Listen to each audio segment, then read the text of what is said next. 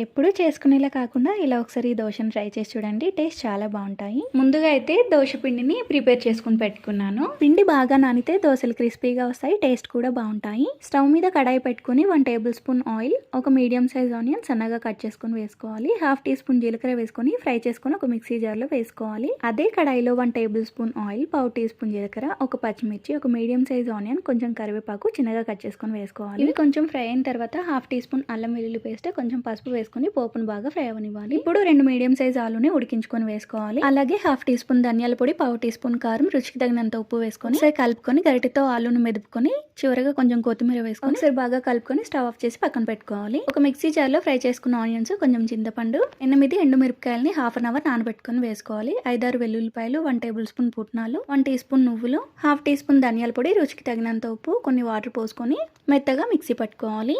ఇలా మెత్తగా మిక్సీ పట్టుకుంటే సరిపోతుంది. స్టవ్ మీద ప్యాన్ పెట్టుకుని ప్యాన్ హీట్ అయిన తర్వాత 1 టీ స్పూన్ ఆయిల్ వేసుకొని ఆనియన్తో స్ప్రెడ్ చేసుకున్న తర్వాత దోశ వేసుకోవాలి. దోశ వేసుకునేటప్పుడు ఫ్లేమ్ని సిమ్లో పెట్టుకొని వేసుకోవాలి. దోశ వేసుకున్న తర్వాత హై ఫ్లేమ్ పెట్టుకోవాలి. ముందుగా ప్రిపేర్ చేసుకున్న చట్నీని దోశ మీద వేసి అంతా స్ప్రెడ్ చేసుకోవాలి. ఇప్పుడు ఆలు కర్రీ కూడా వేసుకొని దోశ అంతా స్ప్రెడ్ చేయాలి. అలాగే 1 టీ స్పూన్ నెయ్యి వేసుకొని దోశను ఫ్రై అవనివ్వాలి.